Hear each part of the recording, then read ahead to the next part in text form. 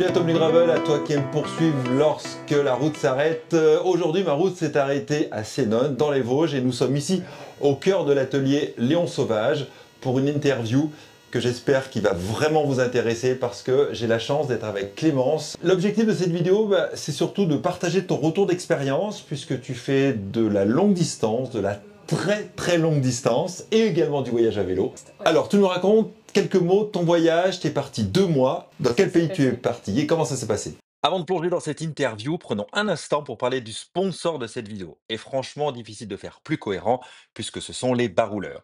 Si vous êtes comme Clémence, du genre baroudeuse ou baroudeur, toujours prêt à partir à l'aube avec les sacoches de backpacking bien remplies, la trace GPS comme fil rouge, alors cette marque est faite pour vous. Les barouleurs, marque lyonnaise créée par Julien et Florian, deux passionnés qui ont une vision bien à eux du vélo, c'est-à-dire rouler cool, sans chrono, juste pour le plaisir du voyage et de l'inconnu. Et si vous me suivez depuis un moment, j'ai déjà parlé de cette marque parce que vous savez que moi j'aime bien les gens qui sortent un peu du cadre et qui prennent un peu les chemins de traverse comme finalement on peut les prendre en gravel. Les barouleurs, c'est exactement ça. Plutôt que de lancer une énième marque de cuissard ou de jersey, ils ont pris un parti pris totalement différent, c'est-à-dire créer des t-shirts en coton bio en série limitée, en général 3000 exemplaires, qu'ils mettent à la vente. Et ils ont déjà fait 2 opérations. Ils lancent actuellement la troisième. Sur ces t-shirts, 2 sont tirés et ça vous permet de gagner un vélo avec tout l'équipement pour partir à l'aventure. Et ce que j'aime bien, c'est que leurs t-shirts sont toujours tous différents, avec un design toujours unique, toujours un design vraiment sympa qui évoque toujours un peu cet esprit d'aventure. Chaque collection, c'est l'opportunité de gagner non pas un, mais 2 vélos. Et puis bientôt, vous allez voir, il devra arriver, je vous en fais un peu le teasing, avec un équipement, ce qu'on appelle lifestyle, c'est-à-dire pas forcément des vêtements pour rouler vraiment en vélo, mais pour rouler autour du vélo. En tout cas, il faudra me suivre si vous voulez découvrir un peu plus cette marque. Revenons à cette interview. Là, le t-shirt que je porte, c'est la dernière collection. C'est le t-shirt Ice. Je vous mets tous les liens sous la vidéo. Allez voir pour participer à ce jeu concours. Mais quoi qu'il en soit, je vous en parlerai sur les réseaux. Du coup, j'ai commencé à Bangkok. Euh, et ensuite, j'étais pas seule pour les 3 premières semaines, nous étions 2. Et donc, on est descendu vers le sud de la Thaïlande. Puis là, nous avons commencé le périple pour remonter toute la Thaïlande vers Chiang Mai, qui est une ville assez touristique pour les touristes qui aiment la randonnée, qui veulent visiter un peu la jungle ou parfois juste faire la fête. Et puis de là, donc, il nous a quand même fallu 2 semaines pour arriver jusque-là.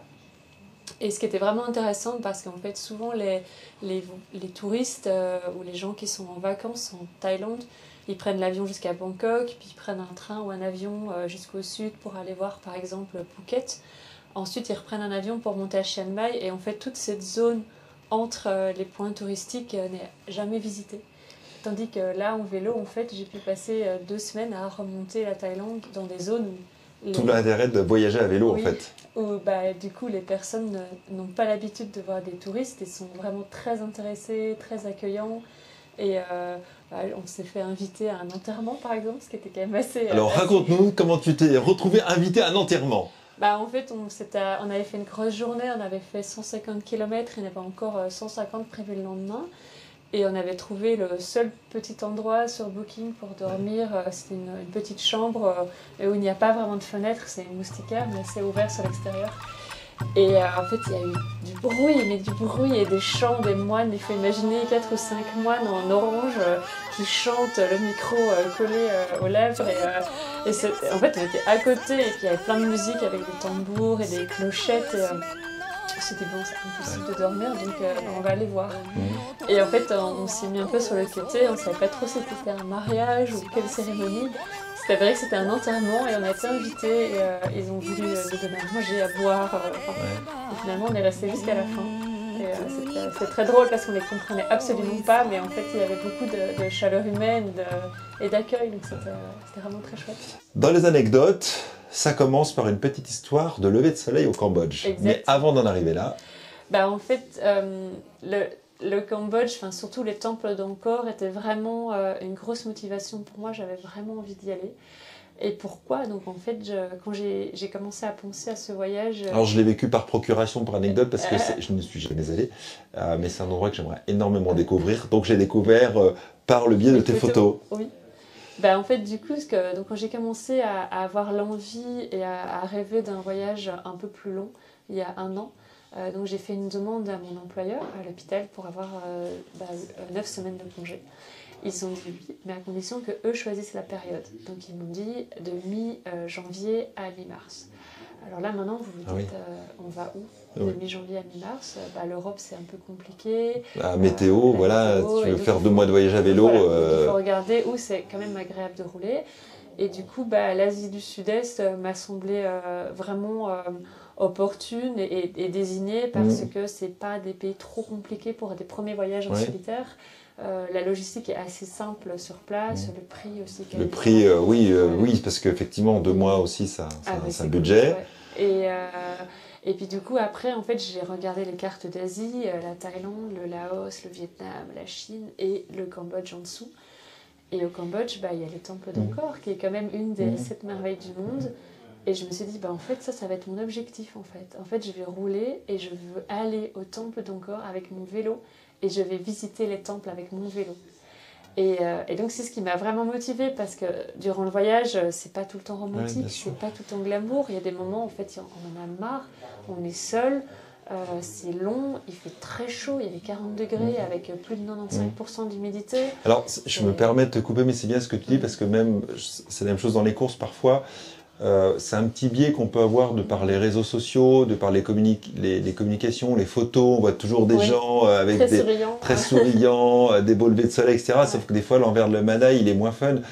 Sur la longue distance, je me permets, que ce soit voyage ou vélo, il y a des moments où on s'ennuie, il y a des moments qui sont longs, des moments qui sont... On traverse pas toujours des paysages fantastiques. Il y a des moments, il y a certaines régions où pendant 100 bornes, on va voir les mêmes choses. Des forêts, il n'y a rien de plus d'une forêt qui ressemble à une autre forêt dans certains coins. Enfin, tu vois ce que je veux dire? Ah oui, puis il y a des moments qui sont un peu plus ennuyeux, puis si vous êtes un peu plus fatigué ou vous croisez vraiment personne, voilà, donc c'est pas toujours... Tout n'est pas fun en permanence, quoi. C'est pas l'émerveillement à chaque détour de virage, quoi. Non, c'est pas possible.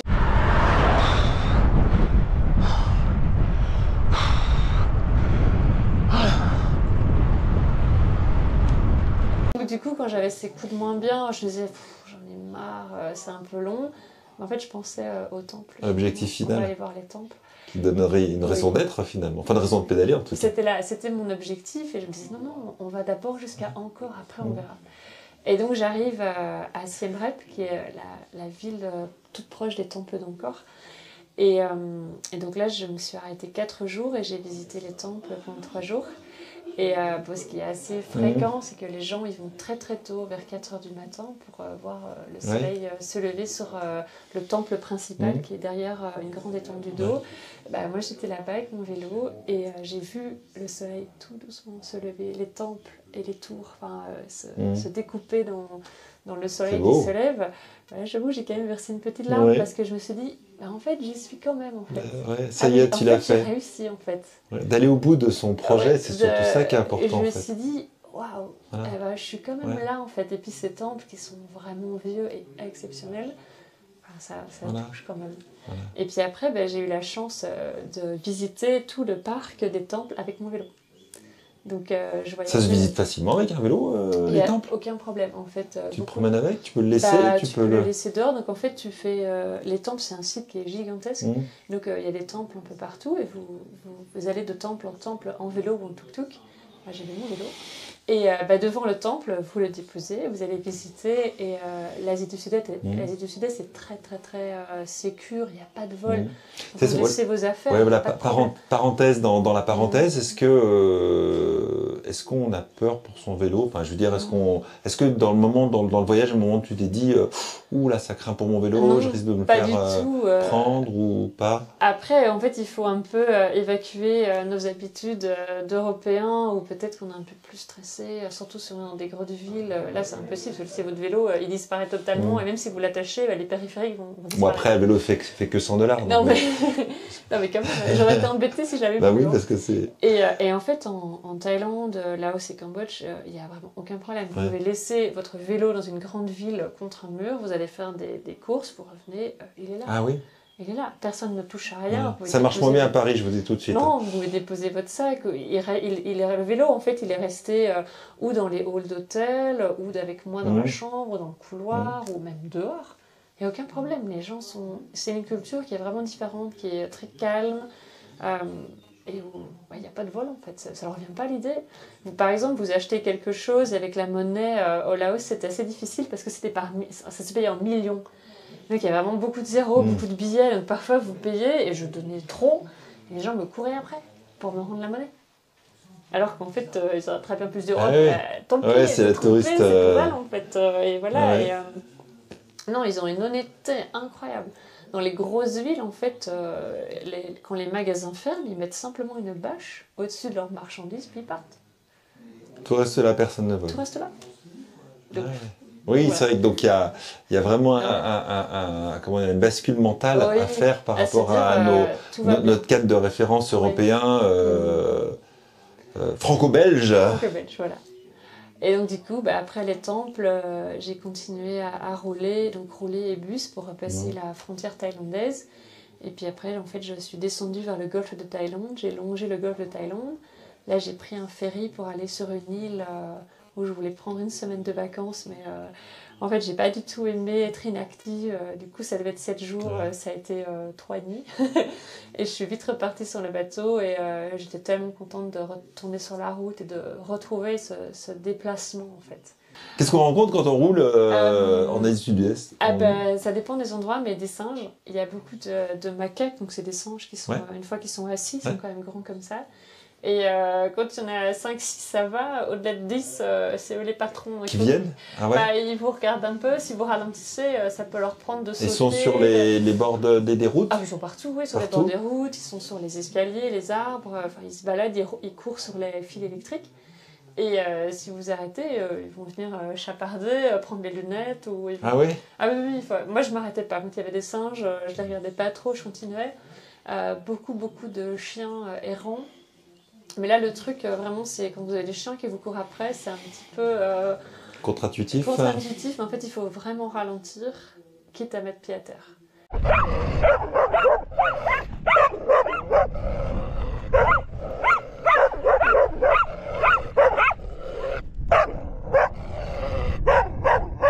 Quand vous ralentissez, vous mettez pied à terre, en fait, vous coupez leur instinct de poursuite. Oui, parce qu'en général, c'est...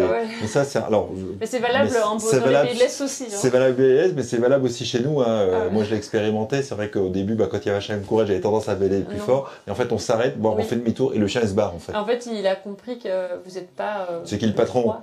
Peut-être, Ou la patronne? Non. J'ai croisé donc des chiens, des singes, des très longs varans, donc c'est des très grands reptiles avec des très longues queues, ça devait bien faire 2 mètres de long. 52 mètres, ouais. Ah oui, et alors ça marche un peu, ils ont des grandes griffes, ils marchent comme ça, et alors quand ils marchent, ils sortent leur langue fourchue. Ça c'est impressionnant. Et je suis passée vraiment pas loin, parce qu'ils se baladent sur le long de la route, quand ils vous voient en général, ils ralentissent. C'est pas notre petit lézard local. Non, c'est vraiment, ça fait 2 mètres de long. Et par contre là, il faut se méfier, il faut pas trop les approcher parce que eux en fait ils sautent et en fait ils peuvent mordre ou pincer et le problème c'est qu'ils ont tellement de bactéries dans la bouche que vous pouvez faire un choc septique mais quasiment dans l'heure en fait. Donc il faut les laisser tranquilles. J'ai vu des éléphants. J'ai eu beaucoup de chance, c'est que dans le nord, quand on était tout près de la frontière birmane, parce que là j'étais encore accompagnée, on a rencontré des gens qui vivaient avec des éléphants. Donc des éléphants qui étaient en semi-liberté, donc ils se baladaient un peu partout, puis les gens les reprenaient près d'eux la nuit, et on a pu les approcher. Donc là, je sentais vraiment privilégiée de pouvoir voir un éléphant qui n'est pas exploité, et ça c'était très chouette. Tu dormais où? Bivouac? Non, j'ai pas fait le choix du bivouac très vite, parce qu'en fait, il fait trop chaud. En fait, il y a 40 degrés en journée, la nuit ça descend à peine à 36. Ah oui. Et en tente, c'est vraiment pas confortable. Et, puis ça fait plus de matériel encore emmené. Oui. Donc du poids. Ouais, plus de poids. Et en fait, l'Asie du Sud-Est, c'est tellement bon marché qu'en fait... Ça vaut pas le coup, quoi. Ça vaut pas le coup de porter tout ça, et surtout de dormir par 36 degrés la nuit. Autant profiter d'une chambre qui est un peu isolée, vous savez prendre une douche, vous avez un lit. Donc bah, moi, en fait, je réservais ou sur Booking, ça marche bien en Thaïlande, mais au Laos et au Cambodge, en fait, ils sont beaucoup moins sur les applications. Donc du coup, en fait, parfois, il faut juste aller sur Google, il faut agrandir. Et là, Il y a un quelque chose qui est peut-être référencé comme un hôtel. Si vous avez de la chance, il y a un numéro. Si vous avez vraiment de la chance, ils décrochent, ils peuvent parler anglais. Sinon, en fait, il faut croire en sa bonne étoile. Il faut y aller et il faut dire, est-ce que je peux dormir ici? Et quand ça va vraiment pas, moi je ne l'ai pas fait, mais j'ai croisé des dames qui l'avaient fait, c'est aller dans les monastères. D'accord. Là, vous êtes toujours accueillis. D'accord. Vous avez toujours un endroit pour vous allonger et un repas. Bon à savoir alors. Ouais, très bon à savoir. Ok.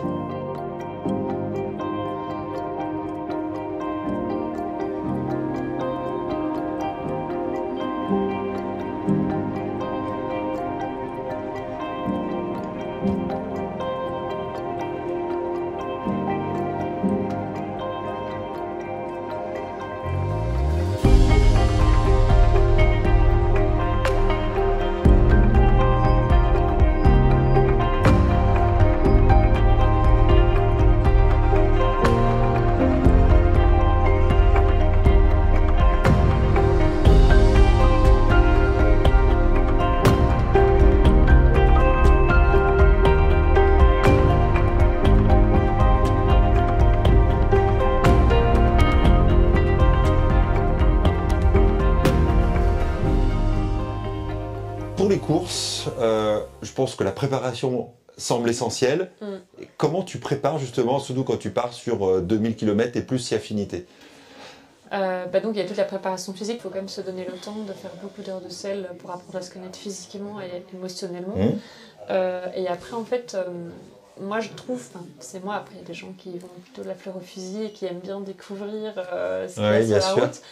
Moi je trouve, après c'est en fonction de ma personnalité, de ma façon de réagir dans le stress, c'est que j'aime beaucoup analyser la route, surtout si c'est moi qui l'a fait. J'adore tracer la route, vérifier avec Google Maps. Oui, parce qu'il y a beaucoup d'épreuves, pour ceux qui connaissent moins, il y a des épreuves de longue distance où vous avez une trace à suivre, et d'autres, vous avez le point de départ, le point d'arrivée, les checkpoints, et entre-temps, c'est vous qui tracez votre route. La course célèbre dans ce sens-là, c'est la TCR que tu as fait aussi. J'ai scratché. Ça suppose de bien préparer son itinéraire, faire des choix stratégiques. Le chemin le plus court n'est pas forcément le meilleur, parfois. Il faut choisir si vous voulez court et raide ou parfois un petit peu plus long, un peu plus plat. Mais ça dépend vraiment parce que vous pouvez choisir de couper par les montagnes avec parfois une incertitude de ravitaillement ou de météo. Ou vous pouvez couper par des plaines où vous dites peut-être il faut regarder les vents dominants. Si à ce moment-là vous allez avoir beaucoup de vent de face, les températures. Par exemple, la plaine du Pô en Italie, si vous passez par là, il fait vraiment très chaud. Vous allez avoir le vent de face en fonction de où vous allez. Je sais que ça avait été une option quand j'avais regardé pour la TCR, mais finalement j'avais préféré rester en montagne.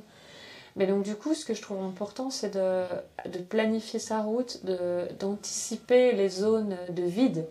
Parce que ça peut arriver des zones de pour se ravitailler, pour l'eau, pour manger. Voilà, pour manger. Et donc en fait, moi je trouve que c'est important de se dégager de l'espace mental en pouvant gérer et anticiper ce qui peut l'être. Si vous pouvez anticiper, de savoir, là, il y a 150 km sans rien, ok, j'y suis prêt, je ne serai pas surpris, je ne vais pas tomber à court d'eau, je ne vais pas paniquer, parce que je sais que ça existe, que ça existe et que donc j'anticipe. Et je trouve que vous avez un tel gain en fait, d'énergie et de confort mental en sachant un peu ce qui vous attend. Après, peut-être que ça enlève un peu le romantisme de la course. Moi, je préfère fonctionner comme ça. Oui, mais c'est une course peut-être justement par rapport au voyage à vélo où tu te laisses peut-être plus de place à l'imprévu parce que tu n'es pas dans la même temporalité, parce que voilà, tu n'es pas attendu avec un timing arrivé, un chrono qui te dit si tu arrives au-delà du checkpoint, tu seras hors délai. Parfois c'est dur, une minute de trop. Alors qu'en voyage à vélo, tu es dans un mood un peu différent. Voyage en vélo, il faut juste se laisser porter, il faut tracer les grandes lignes et puis après voir ce qui se passe. Mais en course... Alors il y avait une phrase que tu m'avais dit justement sur la préparation qui résumait un peu cette idée que le fait de se préparer, c'était aussi pas du calme mental, mais je ne sais plus comment tu l'avais formulé, comment tu m'avais dit d'ailleurs. Au plus vous vous préparez avant, au plus vous avez de l'espace disponible mental. Oui, c'est ça. Au plus on prépare avant, au plus on a de l'espace disponible pendant. Émotionnel et mental pendant pour faire face à des vrais imprévus que vous ne pouvez pas prévoir. Ça peut être une météo horrible, ça peut être un problème mécanique, ça peut être un hôtel qui est fermé. Vous attendiez un hôtel ouvert, en fait il est fermé. Ça vous permet d'avoir plus de quiétude, disponibilité en mentale. disant j'ai géré ce que je pouvais et maintenant je suis prête à l'imprévu. Voilà. C'est pour éviter de rajouter des couches sur du stress qui en fait est vraiment délétère en course. En course, il ne faut pas rajouter un problème au problème. Vous avez un problème, il faut vraiment... La clé, c'est qu'il faut rester très calme, lucide, il faut voir, bon, ok, j'ai un problème, et quelles sont les solutions, même si il y a souvent des solutions. Il y a souvent des solutions, et même si elles ne nous plaisent pas, qu'elles ne sont pas confortables, ou qu'elles nous font perdre du temps, ou qu'il faut faire demi-tour, en fait, elles sont là, elles ont le mérite d'exister, après c'est à nous de choisir si on les prend ou pas. Donc il faut vraiment rester calme, c'est vraiment important. C'est pas toujours facile quand on est fatigué.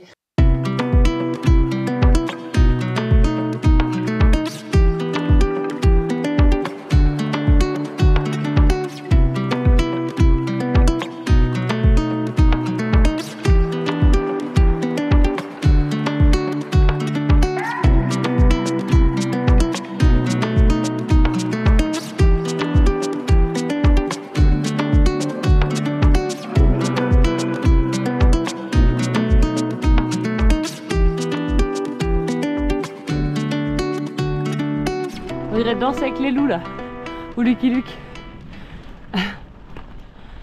Qu'est-ce que t'en penses, Stéphane? Mais c'est grandiose, ça y est, j'ai le virus du voyage. C'est spectaculaire. Là, les grands plateaux dans le fond. Je suis à chaque chemin, à chaque virage, j'en ai la bouche bée. C'est époustouflant. Et en plus, je sais pas si vous savez, en fait Stéphane et moi on est en train de faire un film. Pour ça là, il est en train de filmer avec une autre caméra. Parce qu'on essaie de vous préparer un petit film de 20-25 minutes là. Pour un petit peu vous partager ce qu'on voit, ce qu'on vit. Voilà, on va essayer de vous faire un truc pas trop mauvais.